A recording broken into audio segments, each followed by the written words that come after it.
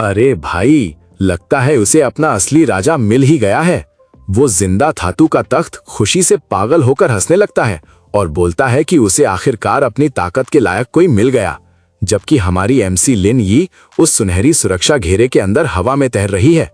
देखो, अब ये पुरानी चीज ये देखने के लिए बेताब है कि लिन में कितना दम है, इसीलिए वो कहता है कि वो खुद उसकी परीक्षा लेगा। जैसे ही वो तख्त नीचे आता है, ताशी शहर में एक बहुत बड़ा धमाका होता है जो सब कुछ हिलाकर रख देता है। पीछे के पहाड़ से नीली रोशनी का एक बड़ा घेरा निकलता है जो पूरी सड़कों को हिला देता है और बेचारे लोग डर के मारे चिल्ला रहे हैं कि शायद भूकंप आ गया है।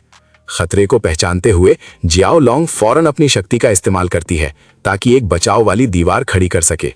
उसे समझ आ जाता है कि इस तख्त की ताकत बहुत ज्यादा भयानक है और अगर उन्होंने इसे नहीं रोका तो ये तबाही पूरे शहर के टुकड़े टुकड़े कर देगी। वो बाकी साथी लड़कों को बुलाती है, जिसमें गु यूरू, सोंग यिमिंग और वांग लान भी शामिल है। वो सब मिलकर अपनी पूरी जान लगा देते हैं उस ढाल को थामे रखने में और जालोंग सबको हिम्मत देती है कि नुकसान कम करने के लिए सब अपनी आखिरी दम तक लड़े। उस घेरे के बिल्कुल किनारे पर खड़े होकर एल्डर वू और प्रेसिडेंट ये शाओ उस घूमती हुई शक्ति को देखकर काफी फिक्र करने लगते हैं। इस चीज की इतनी भयानक तबाही देखकर उन्हें डर लगने लगता है कि कहीं लिन यी की इस तख्त को पाने की कोशिश नाकामी पर खत्म ना हो जाए। अरे भाई, ये शाओ तुरंत फैंग यी की तरफ मुड़ता है और उसे चेतावनी देता है कि अगर ये खतरनाक एनर्जी ऐसे ही भड़कती रही तो उसकी बहन और ये पूरा शहर मिट्टी में मिल जाएगा। फैंग यी दूर हवा में तैरती हुई लिन यी को देखकर सोच में पड़ जाता है क्योंकि उसे कुछ समझ नहीं आ रहा था। वो जानता है कि इस तख्त को बस में करना उसकी बहन का काम है, लेकिन जो मेटल कोर उसने दिया था उससे इतना गुस्सा क्यों निकल रहा है जबकि उसकी बहन तो बिल्कुल ठीक लग रही है। तभी अचानक फैंग यी की परछाई में घूमती हुई उस गहरी लाल एनर्जी से एक भयानक हंसी की आवाज आती है। वो पुराना गॉड डीमन आर्मर बोल पड़ता है और बताता है कि ये तख्त असल में उसकी बहन का कोई इम्तिहान ले ही नहीं रहा है, बल्कि ये तो हमारे एमसी का ध्यान खींचने की कोशिश कर रहा है क्योंकि इस तख्त ने उसे ही अपना असली मालिक मान लिया है। ये सुनकर फैंग यी के होश उड़ जाते हैं और उसे एहसास होता है कि इस तख्त की जिद उसके सारे प्लान की बैंड बजा रही है। जब उसे लगा कि अब खुद मैदान में उतरना पड़ेगा तो वो उस पुरानी शक्ति से मदद मांगता है और वो आर्मर भी खुशी खुशी तैयार हो जाता है। मौका देखते ही फैंग यी उस खतरनाक गॉड डीमन आर्मर को बुलाता है और काले लोहे जैसा ढांचा और लाल रोशनी उसके पूरे शरीर पर छा जाती है। अपने चेहरे पर एक नए कॉन्फिडेंस के साथ वो सोचता है कि इस महान आर्मर की ताकत को आजमाने का इससे बेहतर वक्त और कोई नहीं हो सकता। वो एल्डर वू और बाकी सबको पीछे हटने को बोलता है ताकि अपनी एक तरकीब आजमा सके और फिर बड़े सुकून से उस मेटल थ्रोन की नीली घूमती हुई दीवार की तरफ चलने लगता है। उस गुस्सैल ताकत के बीच जाने से पहले वो अपने दोस्तों को खबरदार करता है कि वहीं रुके रहें और अगर कुछ अनहोनी हो भी जाए तो उसे बचाने के लिए अंदर मत भागना। बाहर खड़ा प्रेसिडेंट ये शाओ तो हैरानी में डूब गया क्योंकि जैसे ही फैंग यी ने कदम रखा, थ्रोन की वो खतरनाक गरज तुरंत शांत हो गई, जिससे ये साबित हो गया कि ये अनोखी चीज हमारे एमसी को ही अपना असली मालिक मानती है। थ्रोन के अंदर सही सलामत पहुंचने के बाद फैंग ये उसके बीच वाले हिस्से को इधर उधर देखता है और थोड़ा हैरान होता है कि कोई जीता जागता इंसान सच में इस जगह के अंदर आ सकता है। जल्द ही उसकी नजर लिन यी पर पड़ती है जो उस थ्रोन के भारी दबाव से बुरी तरह जूझ रही थी। फैंग यी बिना एक पल गवाए बीच में कूद जाता है और अपने कवच से उन तेजी से होने वाले हमलों को आराम से रोक लेता है जो उसकी तरफ आ रहे थे। वो उस बोलने वाले थ्रोन को आवाज लगाता है और वो अनोखी चीज बड़े जोश में जवाब देती है कि वो कब से उससे बात करने का इंतजार कर रही थी। उस तबाही भरी जगह में तैरते हुए हैरान लिन यी अपने भाई को पुकारती है और पूछती है कि आखिर तू इस रुकावट के अंदर आने में कामयाब कैसे हुआ। वो थ्रोन उसकी तरफ देखना तो दूर, पूरा ध्यान फैंग यी पर लगा देता है क्योंकि वो उसकी गहरी ताकत और उसके पुराने शाही अंदाज को देखकर दंग रह गया था। अरे भाई, ये कुर्सी तो बड़ी अकड़ में कह रही है कि इसने सही बंदा चुना है। तभी पीछे से लिन ये चिल्लाकर फैंगी को होशियार रहने को बोलती है। देखो यार, तभी फैंगी के चारों तरफ ताकत के बड़े बड़े गोले बनने लगते हैं और उसे घेर लेते हैं। पर भाई, ये हमला नहीं बल्कि साथ मिलकर काम करने का लालच दे रही है क्योंकि इसका मानना है कि इंसानों को इस जैसी खतरनाक ताकत की बहुत ज्यादा जरूरत है। इसकी ताकत फैंगी को अपने लपेटे में ले लेती है और बड़े जोश से वादा करती है कि वो उसे इस दुनिया, पूरे ब्रह्मांड और ऐसी जगहों का मालिक बना देगी जिनका उसने सपने में भी नहीं सोचा होगा। होगा। ये चिल्लाकर कहती है कि मिलकर हम कुदरत के कायदे ही बदल देंगे और उसे सबसे बड़ा सच्चा राजा बनाएंगे।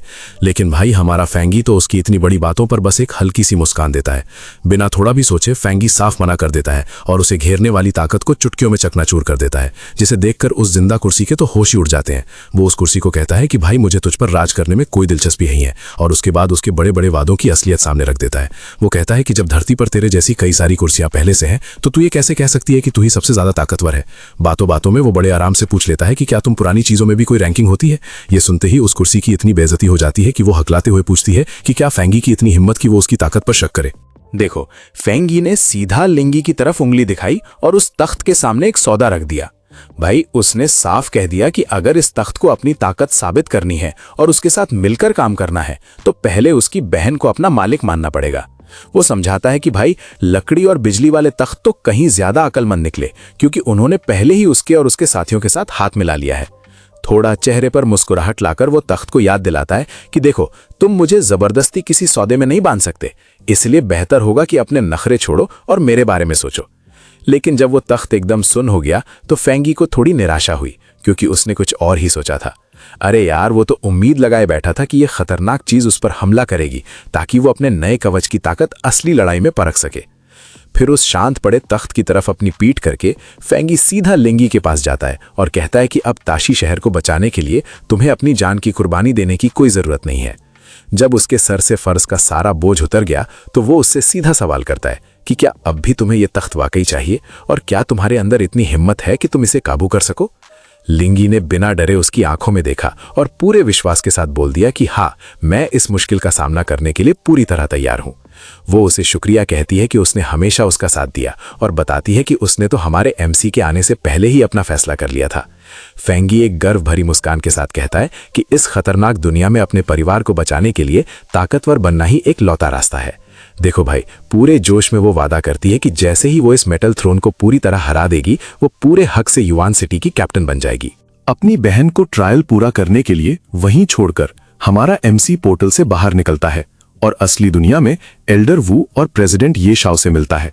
वो बड़े आराम से घबराए हुए लोगों को बताता है कि उस समझदार मेटल थ्रोन ने अब लिन यिक्सी को अपना मालिक मानने के बारे में सोचना शुरू कर दिया है। अरे यार, वो सबको भरोसा दिलाता है कि अब वो चीज शहर के लिए कोई खतरा नहीं है और बस पहाड़ी को फिलहाल के लिए बंद रखने की सलाह देता है, ये बताते हुए कि यी अभी वहीं रुककर अपना काम पूरा करेगी। वो सभी बड़े लोगों से उसकी मदद करने की गुजारिश करता है। प्रेसिडेंट ये शाओ तुरंत मान जाते हैं और वादा करते हैं कि संस्था के पास जितने भी मेटल क्रिस्टल्स हैं वो सब सीधा ताशी सिटी भेज दिए जाएंगे। एल्डर वू भी खुशी खुशी कहते हैं कि स्टार गॉड कॉम्बैट जोन अपने सारे खजाने खोल देगा और बाकी फौजी ठिकानों से भी सामान इकट्ठा करके उसकी ट्रेनिंग में जान फूंक देगा। देखो भाई, वहां खड़े सारे बड़े अफसर और लोग फैंग यी का ये रूप देखकर दंग रह गए और आपस में बस उसी की बातें करने लगे। इन बेचारों को तो यकीन ही नहीं हो रहा कि कैसे हमारे एमसी ने उस मौत के साए से लड़कर मॉन्स्टर्स की पूरी फौज का सफाया कर दिया और फिर इतने बड़े तख्त को ठोकर मार दी। अब जब शहर बिल्कुल महफूज हो चुका था, तब फैंग यी के तेवर एकदम बदल गए और उसने एल्डर वू से कहा कि उनके और जांगतियान के लिए एक आखिरी और बहुत जरूरी काम बचा है।